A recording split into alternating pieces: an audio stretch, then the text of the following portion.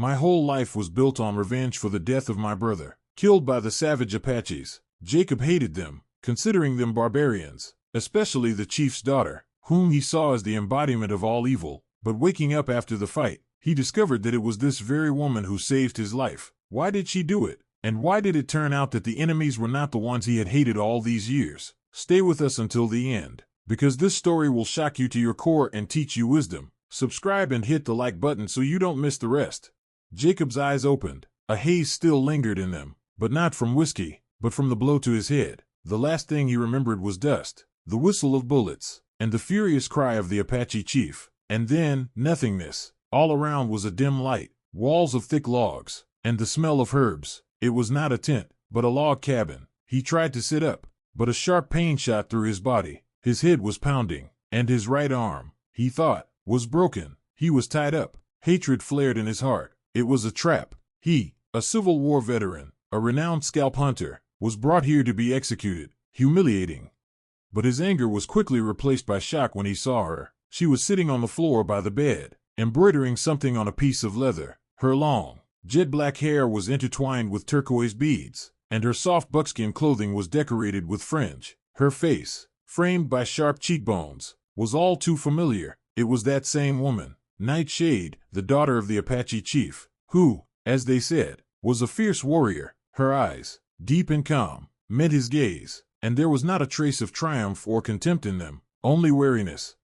"You're awake," she said softly. Her voice was melodic, but it didn't calm him.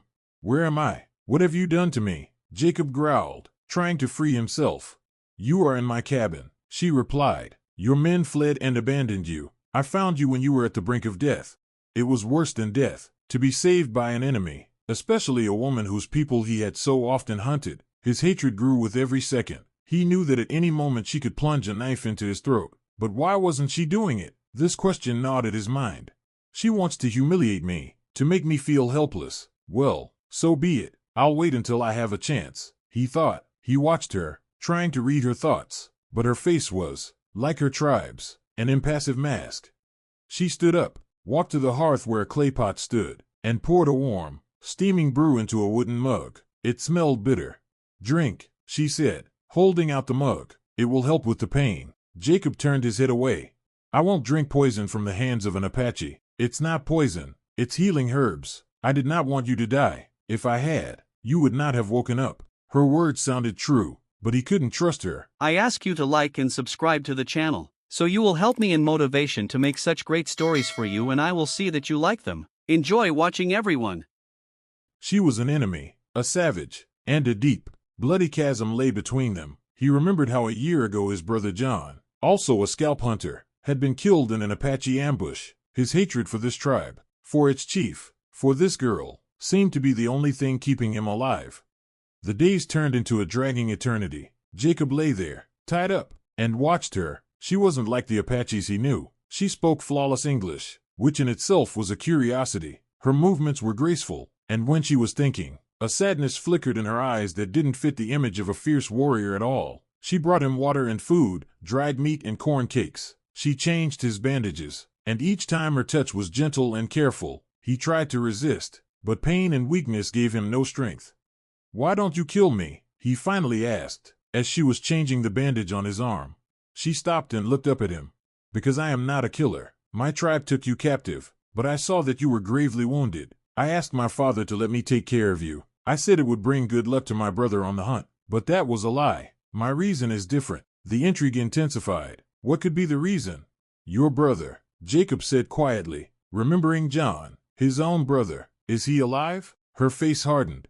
"He died in a battle with the pale-faced men. He was so young, only 16 years old." There was such deep sadness in her voice that Jacob involuntarily felt a pang of compassion. He killed her brother, or one of his men did. That explained her hatred, but it didn't explain her mercy. "I didn't know you were a scalp hunter," she continued, her voice trembling with suppressed anger. "You killed our women and children, took their scalps, and your warriors didn't kill our settlers, didn't burn their homes?" He interrupted her furiously. "My brother, he was killed by Apaches." For a second, their gazes locked, reflecting two worlds separated by pain and hatred. She turned away, her shoulders slumped. "Not all Apaches are warriors, And not all pale-faced men are evil. My mother was a pale-faced woman. That sentence hit him like a thunderclap.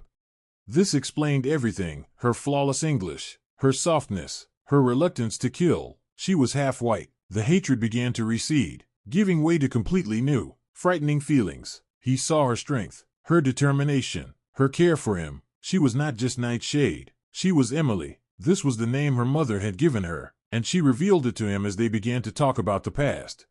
They talked for hours, about their families, their losses, about how the war had changed their lives. He learned that her mother, Elizabeth, had been captured but then fell in love with the chief, her father. She brought her knowledge of medicine and agriculture to the tribe, which made the Apaches more resilient. After her death, the chief forbade his daughter to speak of her heritage to protect her from the scorn of his people. One night, when Jacob was able to sit up, he noticed a small locket around her neck, the same one his brother John had worn. His heart pounded. He recognized it. "Where did you get that?" he asked hoarsely, reaching out his hand. Her eyes widened in fear. She pressed the locket to her chest.